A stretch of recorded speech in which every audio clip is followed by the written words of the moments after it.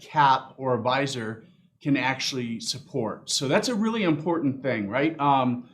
In the flat world, we're used to everything being hoops that kind of tell us how large our designs can get. But when it comes to caps and visors, we need the front or the crown of the cap to tell us some information on how large our design can be. And so in general, what that document says is I need to come up about 1/4 to 1/2 inch away from the bill. So this part here is the bill.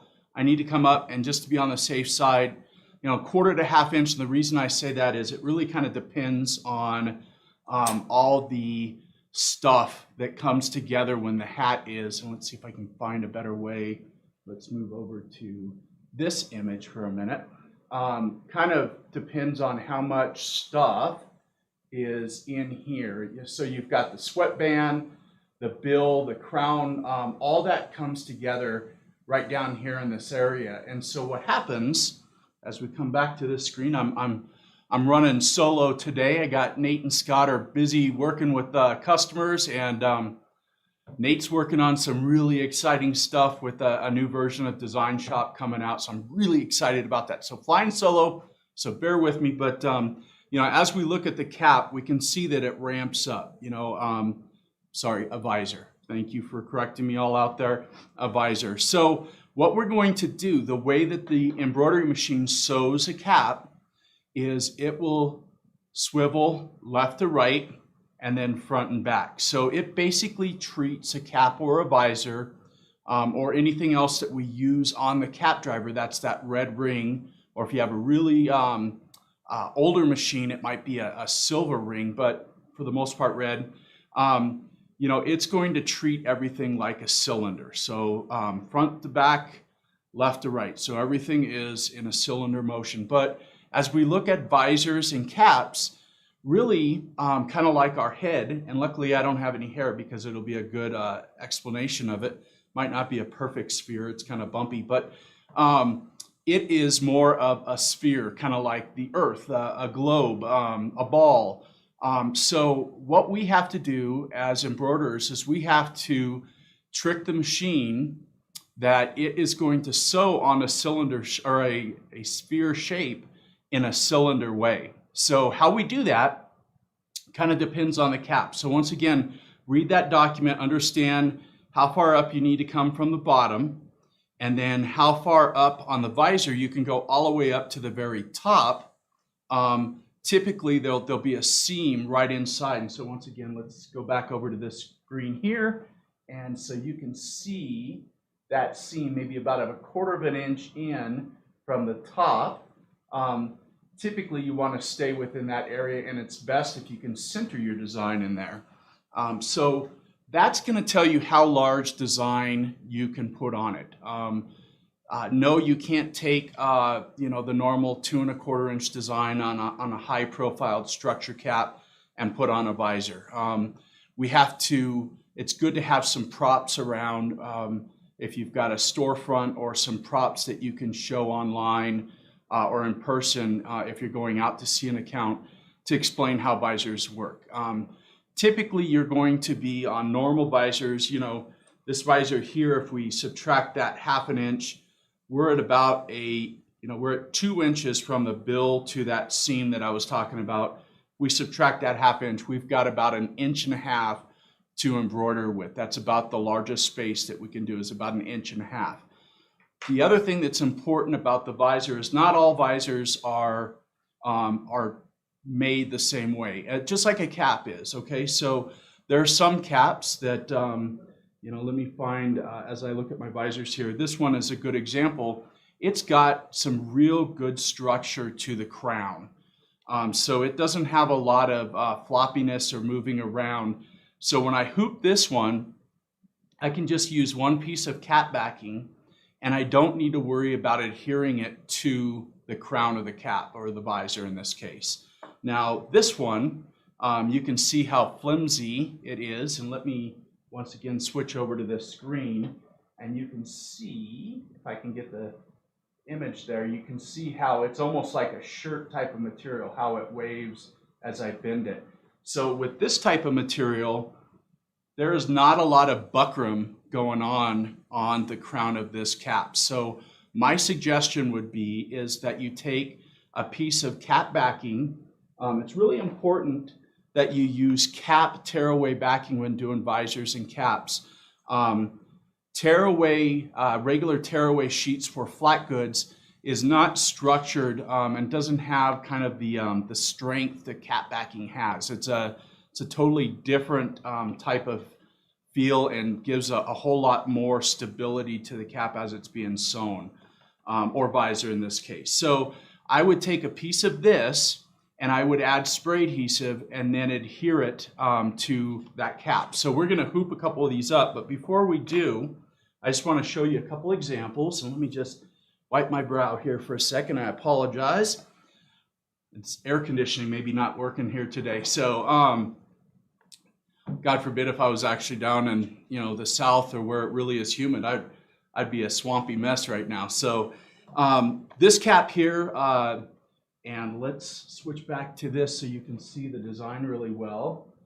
It's a really cool design. Let's see if I can get it in focus. Right about there. It's pretty good. So this design is right at about 1 inch high. And what I did was I took and I temporarily adhered the backing to the cap. And you'll also see that I wrapped that backing all the way around to the post and then took and put 2 clips on those. Sometimes with visors and certain types of caps, you can actually use the straps to hold that on. But the important thing is if the cap or the visor doesn't have structure, take and use a piece of cap backing and use a little bit of embroidery spray adhesive. Now, the stuff that I use, hang with me here for a second. The stuff that I like to use is the stuff from Embroidery. Again, let's switch over to here where you can see this a whole lot better. So this is the Madeira temporary spray adhesive. I think it's called the MSA 1100. There's some other really good brands out there. Comment on the ones that you guys like, but it's really important that we use embroidery spray adhesive, because if we use just like 3M spray adhesive that's super strong, that'll gum up our needles real quick. That'll also start to gum up our hook, and bad things happen when that happens. So just as all we think about, speed of the machine, let's say we're running our machine at 1,000 stitches a minute. The hook has to make 2 full rotations to every 1 penetration that the needle makes. So if we're stitching at 1,000 stitches a minute, that means the hook is rotating at 2,000 rotations a minute. It just blows my mind how fast things move in our world. But if you introduce the wrong kind of adhesive in there, the point is you could really gum things up. Hopefully you got my joke. Bad one at that. But anyways, we'll take and unhoop this, this visor. And by the way, these visors were provided to us from Sanmar. Sanmar's got some really good visors. They've got Nike visors. Most of these, I think, are the Sport Tech. But, I've got some different colors. I've got a blue one. I've got a really cool, here's another one that we sewed that has like cool white stripes on it. If you were doing these for, let's say, a ball team, like a softball team or something, you could come in and you could add a number on the side with using the wide angle cap frame and actually sew that number at the same time. We've got some instructions and some other videos that tell you, how to make sure that design is straight as you hoop the cap, or the visor in this case. So check out those other videos. We'll try to post those links in this as well. But we will flip over and we will hoop this this black one, this black visor that has hardly any structure to it whatsoever, and hopefully be able to show you how to do that. Now, the reason that before we go over there, the reason that we're trying to adhere the backing to this visor is we want, once again, to fool the machine. In my mind, this is how I explain it. This is the best way that I understand it, is when we put this onto the machine and it's doing its thing, we don't want the material moving around on us. So we want to give it temporary structure, and that's what the cap backing adhered to it is going to do. Now, some folks will say, well, Mike, I put backing in it and I'm breaking needles. To me, that means you probably need to use a little bit of embroidery spray adhesive to make sure that this has some rigidity or stability, so as the needle goes through the needle plate, that material isn't waffling or waving on us as it's happening. Hopefully that makes sense, but it really works well.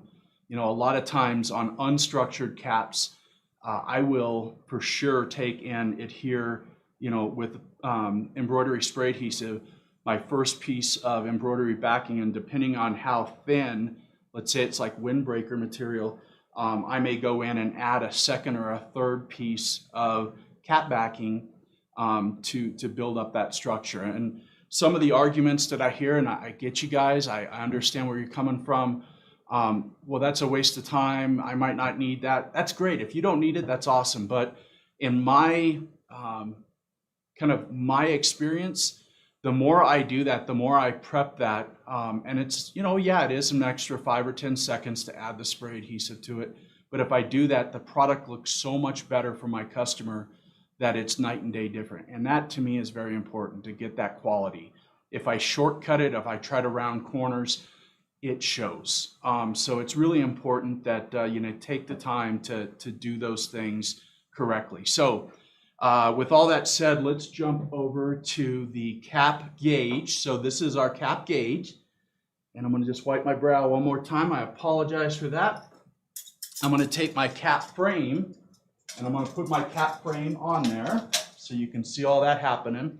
I'm going to take a piece of my cap backing, and this is the white cap backing from Madeira. They have some new stuff out, and let me grab that real quick and show it to you. It's inside of the gauge.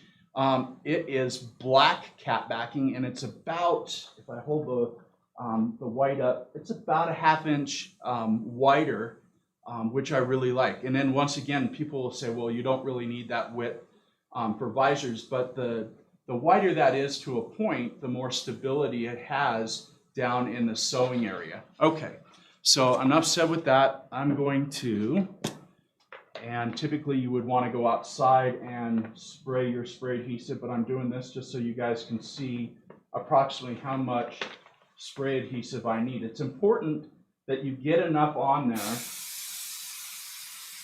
that as the cap, or the visor in this case, is stuck to it, that it actually will stick. So once I have that on there, I'm going to just go ahead and slide my backing on. I do like to make it, and I made this piece just a tad bit short, but it's still going to get there. I like to get it to where it gets behind those posts. And you might not be able to see those posts. Let's rotate just a little bit. But these black posts are what I'm talking about. And this is using the cap frame that came with most of you guys' equipment, the wide angle cap frame. I know that some of you really, really like the what is it called? The Mighty, or not the Mighty Hoop, but the Hoop Tech. It used to be the Dream Frame, but now I think it's the Gen 2. That's what it is. Thank you, the Gen 2. I'm a big fan of the wide angle, but if you're a fan of the Gen 2, the same concept applies. Once again, if you have any kind of waffle or flagging where it doesn't have a lot of stability to the crown of your visor, take and use this method. And then, so what I'll do also is I'll take and go ahead and pull the Velcro off, and I'm going to pull down my sweatband, as you can see, and I'm kind of holding it like this. And then I'm going to come in and set my visor down, and after you get the hang of this, it helps a lot. But once you get it going, you pretty much have to go with where you're at, because that cap backing with the adhesive on it is pretty dang sticky. So I'm taking my time to show you how to do this. Once you get going, you're going to be a whole lot faster at it than I'm showing you right now. But what you can do is you can see how I'm working my hand back and forth on that crown area where we're going to embroider. And what I'm trying to do is I'm trying to work out any kind of wrinkles that are in the cap. When sewing a cap, we want to make sure that our embroidery design is bottom up and center out, for sure center out. So if we have lettering, let's say we're doing Melco, for sure we don't want to go M-E-L-C-O, because what you'll do is you'll see this big waffle happen or wrinkle in the material, because as we're sewing it, the embroidery is pushing that material around, okay? So back to this, I'm going to try to catch both sweatbands with the strap, and I'm going to bring it down, and I'm going to feel, I get pretty good with feeling this, I'm going to feel for that clip. I might have to move my backing out of the way. Yep, it's in my way. So once I get that out of the way, I can get that in there. And from there, I'm going to take and make sure the hat is just slightly, as I'm looking at the gauge, slightly to the right, because as I close, and I'm going to pull down as I'm closing on the straps, as I pull down, the hat is going to have a tendency to rotate from my angle slightly to the right, okay? You'll notice that on visors, at least majority of the visors that I see, and I'm going to try to get this to where you can see it. Let's see, yep, you can see it. So there is no center to this visor. So there's just a seam here and a seam over here. So what I want to do is make sure that I'm fairly centered, and then I can either take a piece of seamstress or tailor chalk or an invisible pin and mark the center if I need to make sure I'm absolutely center, or if I can just center off those two seams, okay? So once I have that done, I'm going to rotate my visor over, and in this case, I'm going to use the strap to hang on. So instead of clipping it, I'm going to just use the Velcro of the strap to tighten that down. So as I take it off the frame, and how I like to do this is I take the palm of my hand, see if I can see the palm of my hand and my fingers, and what I do is I collapse my fingers to the palm of my hand. So here are my palms, here are my fingers, and I'm going to just take and condense and then pull off.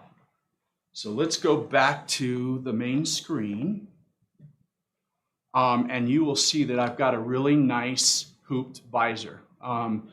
Yes, the backing is sticking up top, but we're gonna, once it's done embroidering, we'll take and rip off that backing. But this is going to sew really nice for me. What won't sew nice on this again is if I push that limit, if I start doing an 1 3/4 or 2 inches design on this where I can only get an 1.5 inch design, it's gonna cause me problems. So that's probably the two biggest places that I see people start to get fouled up with visors. Is the first one is they try to do too big of a design on a visor. So use that document, figure out how much space you have, and not every visor is the same. I've actually seen a couple visors where, you know, I was able to get 2 inches of embroidery space out of it, but they kind of look weird on people's heads. They're too fat. It looks like someone chopped the top of the ball cap off instead of it being a visor. So that's the first one, is they use too big of a design. The second one is if it's a unstructured visor crown, they don't adhere the cap backing to it, or they don't use cap backing at all, and that material just has a tendency to just move because we only have one place here that we're holding it. That's one nice thing about the Gen 2 is you at least have the post off the sides to hold it as well. But even in that case, if you're not given this some temporary stability while it's being sewn, that Gen 2 is going to give you poor registration, just like the wide angle cap frame would. It's going to give you poor registration. The first thing that we're going to blame that on is the machine and the hoop. Really, it's not that. It's that you didn't give it stability. It is an extra step, I understand. Once again, build that into your cost and margin so that you deliver a quality product to your customer. So we'll be answering questions. We'll be answering questions on this on Facebook and YouTube. By the way, thank you for joining us. We'll also post, there's a really good, I don't know if you guys know this or not, but Dan Sweeney is our manager of our tech support group. I hope I got that right, Dan. I really try. But he does a phenomenal job. Him and his team do a phenomenal job of keeping an FAQ or a questionnaire site up and relevant for us. So I'm going to post that link because I personally use that site probably 2 or 3 times a day. Majority of the time I'm watching one of my buddies like Josh or John LeDrew or Nate or Scott or myself even doing something, but it's good reference for me. I would suggest putting that on your favorites, put it onto your toolbar and in whatever web browser you're using, and then you can just click on it, type in, what you're searching for. Maybe it's sewing on visors. Here in a bit, you'll be able to get to this video, but it's a really good way of getting that information. I hope this helped a lot. Once again, you could use either the wide angle cap frame, you could use the Gen 2s, either one used right and understanding the visor that you're working on and its advantages and its disadvantages and boosting it up like in the stability that we talked about, it's going to really improve your stitch quality and your overall experience of how that